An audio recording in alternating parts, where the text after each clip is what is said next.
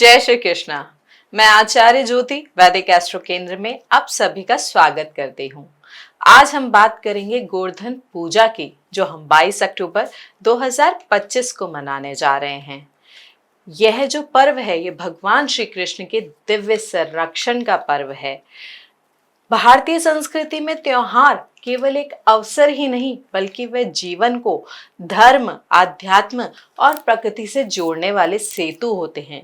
दीपावली के ठीक अगले दिन मनाया जाने वाला गोवर्धन पूजा एक ऐसा ही पावन पर्व है। नॉर्मली हम इसे दीपावली के ठीक अगले दिन ही पूजा की जाती है गोवर्धन पूजा की, लेकिन इस वर्ष तिथि की वजह से हम उसे एक दिन बाद मनाएंगे। दिवाली 20 अक्टूबर की, लेकिन गोवर्धन पूजा हम 22 तारीख को करेंगे। यह जो पावन पर्व है वो हमें भगवान श्री कृष्ण की दिव्य लीलाओं को याद दिलाता है। यह पर्व हमें सिखाता है कि सच्चा ईश्वर वही है जो अपनी प्रजा की रक्षा करता है और उसे प्रकृति से जोड़कर आत्मनिर्भर बनाता है। साल 2025 में गोवर्धन पूजा का आयोजन बुधवार 22 अक्टूबर को होगा और इस दिन दो विशेष मुहूर्त माने गए हैं। प्रातःकालीन मुहूर्त जो 6:26 से 8:42 तक है और सायकालीन मुहूर्त जो 3:29 से 5:44 तक है। यही समय पूजा अर्चना और अन्नकूट महोत्सव के लिए सबसे उत्तम माना गया है। परंपरा अनुसार इस दिन घर घर में विशेष प्रकार का भोजन तैयार किया जाता है और श्री कृष्ण को समर्पित कर अन्नकूट का भोग लगाया जाता है। आज जब हम इस पर्व की चर्चा करते हैं तो यह आवश्यक है कि हम न केवल उसकी तिथि और विधि को समझें, बल्कि उसकी कथा, महत्व और गहरे आध्यात्मिक संदेश को भी हृदय से आत्मसात करें। इसलिए हम विस्तार से जानेंगे कि गोवर्धन पूजा का क्या महत्व है, इसके पीछे कौन सी पौराणिक कथाएं जुड़ी हैं और इसका ज्योतिषीय और वैदिक संदर्भ क्या है और इसे विधिवत किस प्रकार किया जा सकता है। साथ ही हम देखेंगे कि इस पर्व पर कुछ सरल लेकिन प्रभावी उपाय करके कैसे जीवन में सुख, समृद्धि, स्वास्थ्य और शांति प्राप्त की जा सकती है। लेकिन एक अनुरोध मैं आपसे करना चाहूंगी कि अगर ये जो जानकारी है हम आपसे जो शेयर कर रहे हैं, या अगर आपको अच्छी लगे तो इस वीडियो को लाइक शेयर जरूर कीजिएगा। साथ ही साथ बेल बटन दबाकर हमारे चैनल को सब्सक्राइब जरूर करिएगा, ताकि इस दिव्य ज्ञान का प्रकाश और भी लोगों तक पहुंच सके। अब बात करते हैं इस पावन पर्व के पौराणिक कथा और महत्व की। गोवर्धन पूजा का इतिहास स्वयं भगवान श्री कृष्ण की बाल लीलाओं से जुड़ा हुआ है। कथा के अनुसार जब भगवान श्री कृष्ण बाल्यावस्था में वृंदावन में निवास कर रहे थे, तब उन्होंने देखा कि ग्रामीण जन हर वर्ष इंद्रदेव को प्रसन्न करने के लिए भव्य यज्ञ का आयोजन करते हैं। इंद्रदेव वर्षा के अधिपति माने जाते हैं और गांव के लोग थे वो मानते थे कि यदि वे इंद्रदेव के लिए यज्ञ करेंगे, उन्हें भोग अर्पित करेंगे, तो समय से वर्षा होगी और उनकी फसलें सुरक्षित रहेंगी। परंतु बालक श्री कृष्ण ने उन्हें समझाया कि असली वरदान देने वाली तो हमारी धरती माता है, जो हमें अन्न देती है, और गोवर्धन पर्वत है जो वर्षा को आकर्षित कर हमारे पशुओं और खेतों के लिए हरी भरी घास प्रदान करते हैं। इसलिए पूजा इंद्रदेव की नहीं, बल्कि गोवर्धन पर्वत की जानी चाहिए। गांव वालों ने श्री कृष्ण की बात मानकर इंद्रदेव के बजाय गोवर्धन पर्वत की पूजा की और पर्वत को अन्नकूट का भोग अर्पित किया। इससे इंद्रदेव क्रोधित हो गए और उन्होंने वृंदावन पर भीषण वर्षा बरसाई। निरंतर 7 दिनों तक वर्षा होती रही और पूरा गांव जलमग्न हो गया। तब भगवान श्री कृष्ण ने अपनी छोटी उंगली पर गोवर्धन पर्वत उठाकर सभी ग्रामीणों को उसके नीचे आश्रय दिया। 7 दिन और 7 रात तक वे पर्वत को उठाए रहे और इंद्रदेव की वज्रपात जैसी शक्तियां भी उनकी दिव्य शक्ति के आगे निष्फल हो गई। अंततः इंद्रदेव को अपनी गलती का एहसास हुआ और उन्होंने श्री कृष्ण से क्षमा मांगी।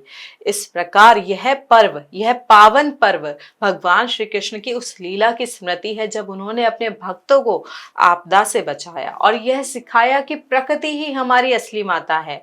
यह पर्व केवल कथा नहीं, बल्कि इसमें छिपा है गहरा संदेश।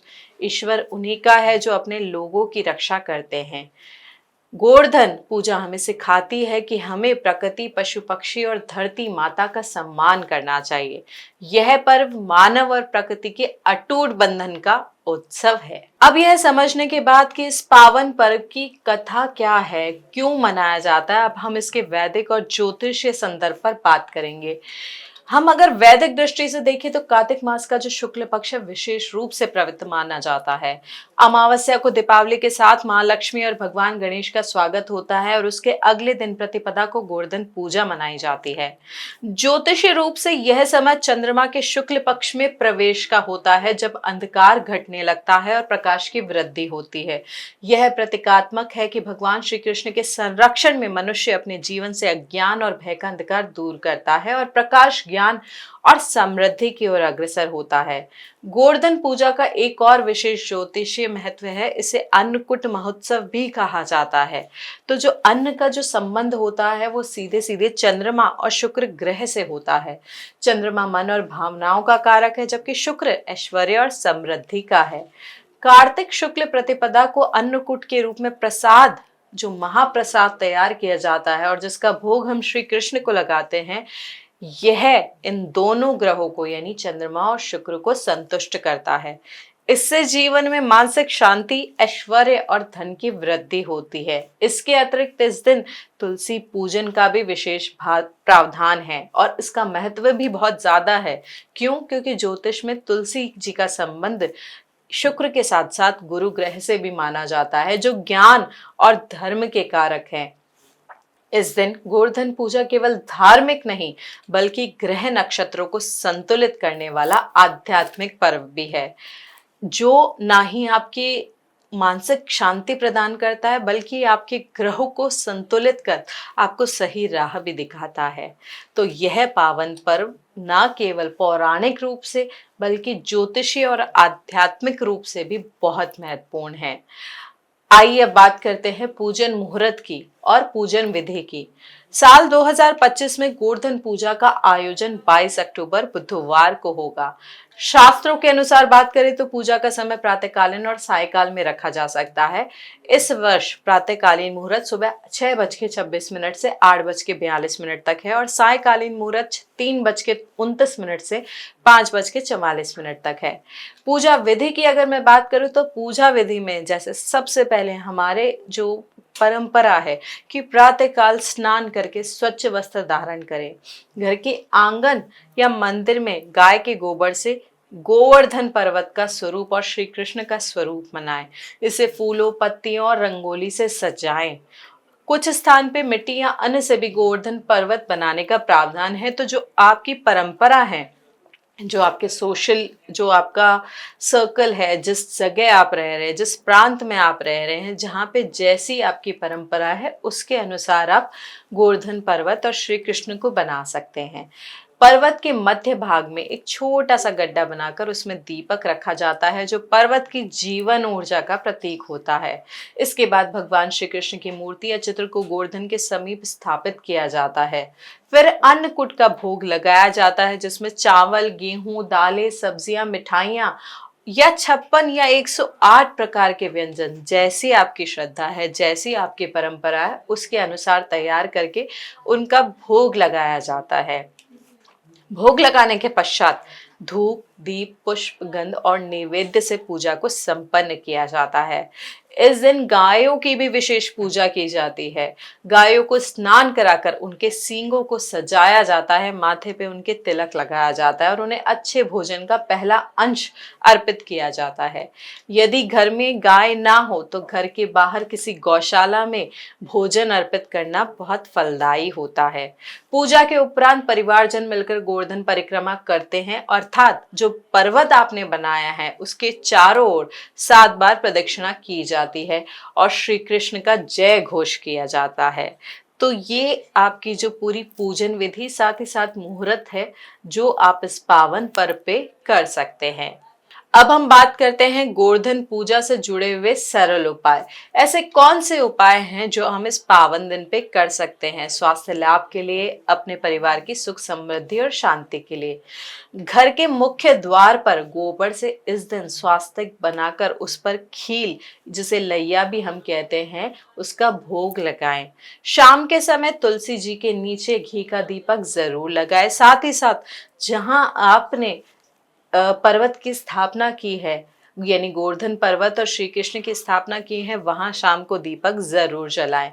इन तीनों चीजों से आपका स्वास्थ्य भी अच्छा रहेगा, आपके परिवार में सुख शांति समृद्धि बढ़ेगी और साथ ही साथ अगर कोई रोग है तो वो भी दूर होगा।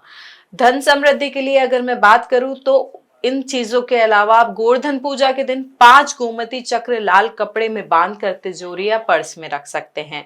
यह उपाय आपको धन और ऐश्वर्य की वृद्धि कराएगा।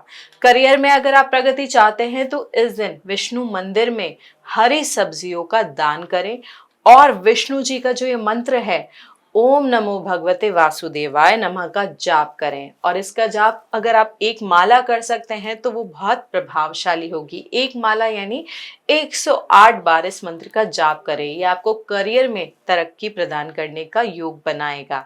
साथ ही साथ अगर आपको लगता है कि आपके परिवार में नजर लगी हुई है या कुछ नेगेटिव एनर्जी है तो शाम को गोबर के उपलों को जलाकर उसकी धूनी आपको पूरे घर को देनी है, यानी घर के चारों तरफ आपको घुमानी है।